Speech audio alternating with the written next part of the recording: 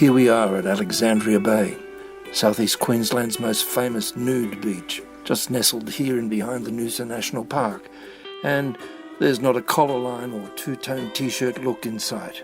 Even tans head to toe. Everywhere you look, hundreds of bathers frolicking in the surf, communing with nature, and there's not a police uniform to be seen anywhere. But it hasn't always been this way.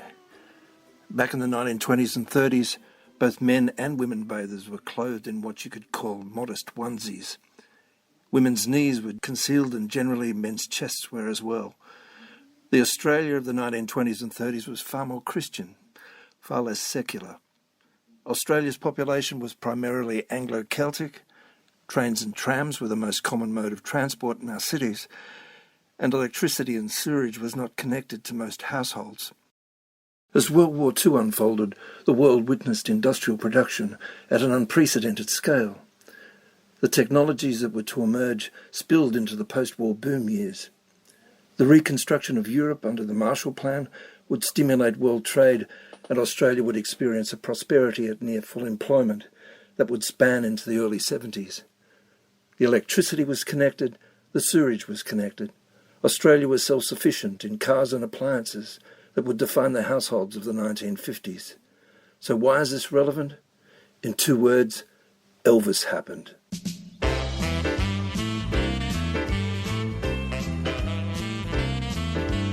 Teenage workers could now afford mass-produced cars, record players and entertainment. The first youth movement of rock and roll could go and hang out in milk bars, be part of an urban gang, go to the newest of novel innovations of the drive-in cinema, and turn up at rock and roll dances, stomping the night away. In increasing numbers, the young could live out the dream that was the life of bodgies and widgies. For bodgies, there were some serious haircuts involved in cultivating the teddy boy hipster look. Marlon Brando's leather jacket in The Wild One was forever immortalised. There was the promise of freedom in the air. American culture was flooding the world with music, literature, art and films. International air travel was becoming a reality. And, I almost forgot, the first Malibu surfboards arrived in Australia in the 1950s. So along with bodgies and widgies, Australia's surfing culture was about to be hatched as well. Gidget and the Beach Boys were just around the corner. These developments were perceived by society's political elders as a threat to the social fabric in a world that was rapidly changing. Christian institutions of marriage and family unit didn't sit well with a youth culture that revelled in wild music and the first hint of social rebellion. In documents sourced from the Queensland State Archives, there was considerable discussion at the highest political levels about obscene publications threatening the morality of the young. In late 1952, Prime Minister Menzies concurred with the concerns expressed by state premiers and encouraged a summit of relevant ministers to harmonise a system that would effectively purge the retail shelves of objectionable publications. The summit was a culmination of a broad base of public protestation to the inflow of objectionable publications into Australia. The State Archives contained several letters of complaint ranging from church groups, women's groups, school principals, trade unions and rank-and-file branches of the Australian Labor Party. The following reading is an official branch document to the Labor Premier of Queensland, Vince Gare. The discontent expressed is typical of the sentiments portrayed across the political spectrum at the time. To the Honourable Vincent Gare, MLA, Premier of Queensland. Dear Sir, this branch would like to bring your attention to the comics of the love and romance type which have come to the market in recent months. This branch would like to see steps taken by your government to have this type of comic banned from sale in this state. These comics, which are out of date in the United States, were a forerunner to the cheap pornographic reading now in vogue among teenagers in that country. It could happen here. They are partly responsible for teenage immorality resulting from introduction to this country of such American practices as those of the bodgy and widgy cult. We would be pleased to hear of your willingness and ability to accede to our requests in this matter. Yours faithfully, R. Robinson, Honourable Secretary, Finch Hatton Branch of the Australian Labor Party. The resulting outcome of the summit of state ministers led to the Queensland Government enacting the Objectionable Literature Bill of 1954. Apart from clarifying what constituted indecent and obscene material, the Act also provided for the establishment of the Literature Board of Review, which would ban 47 publications in its first year of operation. The then Attorney-General of Queensland, Bill Power, took to the airwaves on April 5, 1954, in an announcement on ABC Radio's Forum of the Air, preempting the placement of the objectionable literature bill before the Queensland Parliament. Excerpts of his speech read as follows. Ladies and gentlemen, last week I introduced into the Queensland Parliament a bill which I consider a most important one. It is important because its object is to deal with a great menace in our midst today, one which threatens to destroy the very basis of our Christian civilization, one which will not easily be removed and which consequently requires to be faced up to by all sections of the community. Let me point out firstly that this bill not only deals with blasphemous, indecent, obscene and immoral literature, publications objectionable from the standpoint of crime promotion, lewd drawings, pictures and photographs, and the tide of so-called comic books, many of which are morally degrading and of the lowest order intellectually.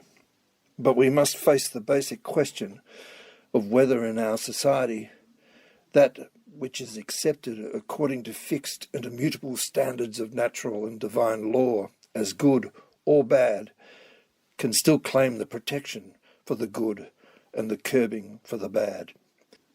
This bill concerns a problem which is not isolated to Queensland or to Australia.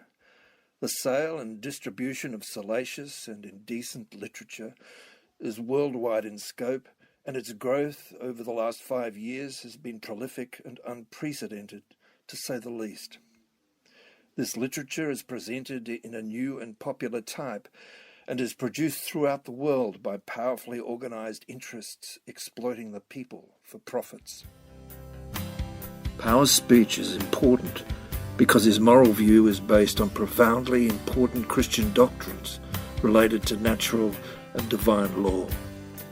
This position of divine providence, that human destiny is presided over by an omnipresent, omnipotent God, stands in direct contrast to the humanist, secularist view that human progress is the result of human determinism, rationality and science. The rise of humanism and secularism is an important element in this context and can be traced back to the Renaissance with the events leading to the French Revolution and the Industrial Revolution. It should be recognised that Gare's Irish Catholic constituency were not the only church-based source of lobbying and complaint regarding calls for censorship and prohibition. Protestant groups were also lobbying the government. The Women's Christian Temperance Union of Queensland called on the government for 2 women to be appointed to the Literature Board of Review. Mrs. A.G. Ashdow stated in official correspondence to the Queensland Premier, Sir, members assembled at the recent convention discussing the matter of harmful comic strips, magazines and pictorial matter were of the opinion that it would be advisable to appoint 2 women to the board which is to deal with indecent literature. I was requested to commend this suggestion for your consideration. Yours truly, Mrs. A. G. Ashtow. The General Secretary of the Baptist Union of Queensland also wrote to the Attorney-General, Bill Power, in saying, Honorary Sir, I have, by direction of the 75th Annual Assembly of the Baptist Union of Queensland, to respectfully submit the following resolution for your consideration, and such action as may be found possible. With the object of providing additional safeguards for the morals of our youths and maidens, this Assembly expresses the hope that both state and federal governments will take steps to impose a stricter censorship in relation to literature, including so-called children's comics and films, whether local or imported, with the object of preventing the publication and circulation of those which feature unsavoury references to sex. I am, Honorary Sir, yours respectfully, Ralph Sayce. The 1950s was a significant decade for the establishment of the core regulatory framework in which censorship was to be played out, not just in publications of literature, but the performance of dramatic literature as well. This regulatory framework, drafted and legislated by the Gere government, was left largely unamended through the subsequent reigns of the Nicklin and Bjelke-Petersen governments. Two issues would stand in juxtaposition to this in Queensland: the regulation of television and shifts in public opinion. The eruption of youth culture in the 1960s coincided with television. The Vietnam War and the threat of nuclear war saw an unprecedented burgeoning of the peace movement, and many of the young were drawn to the counterculture as an expression of their commitment to peace. The flower children had arrived. The arrival of television bore witness to the moon landing, Woodstock, and the nightly coverage of the war in Vietnam and Cambodia. Television regulation was the sole province of the federal government, given that it alone had exclusive constitutional power to regulate broadcasting. Public opinion shifted with regard to acceptable literature. Lady Chatterley's Lover, the classic D.H. Lawrence novel, remained on the banned list in Australia until 1965. Some of the censorship choices seemed absurd and inconsistent. Sex scenes in novels by Patrick White and Miles Franklin were equally suggestive and explicit, but escaped the censor's wrath. Publications by Norman Lindsay and George Orwell were also banned. The other issue was the shift in clothing and dress choices. Women's and men's bathing costumes became less and less concealing. Bikinis and budgie smugglers replaced the modest neck-to-knee onesies of the 1920s and 30s. Women's dresses and skirts got shorter and shorter in the 1960s as well.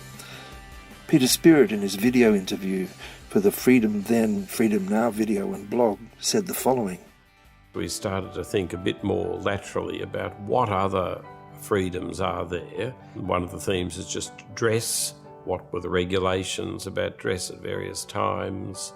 For a younger audience, I guess the idea that men weren't supposed to appear on the beach in the 1920s and 1930s unless their torsos were covered is a world away. The State Library has some fantastic holdings, especially of Paula Stafford's bikini business that she ran in the Gold Coast in the 1950s and 1960s.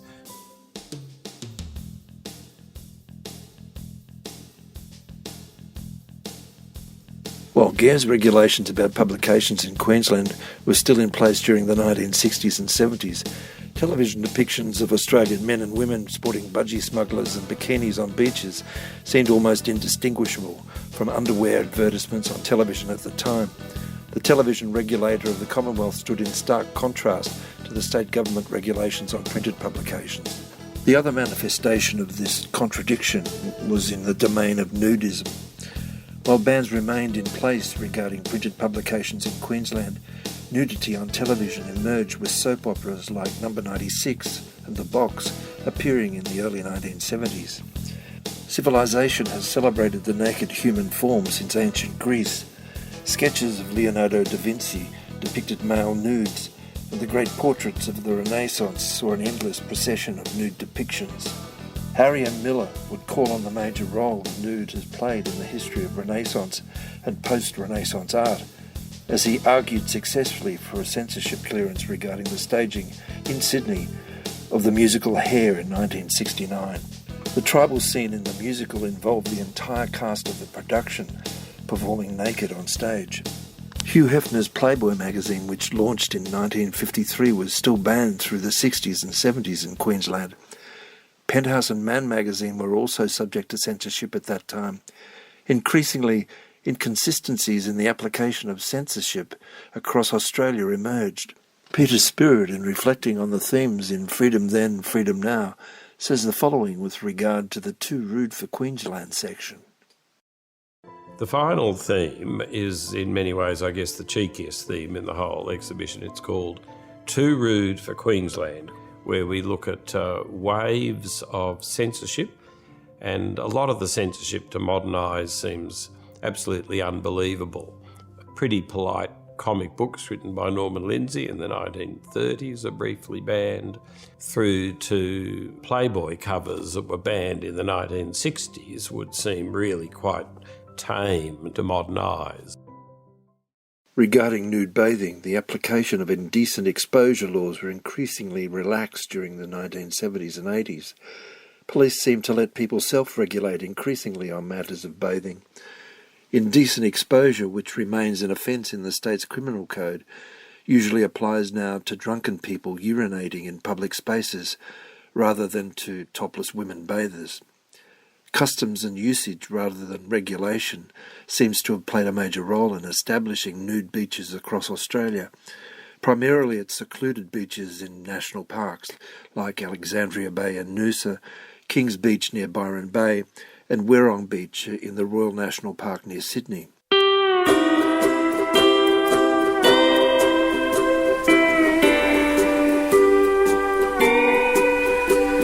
The glaring consistency in this graduated relaxation of prohibitions over the last 70 years is the role played by an energised youth culture pushing the barriers of societal norms. Principles of inclusiveness and tolerance have emerged as Australia and Queensland have become increasingly pluralist.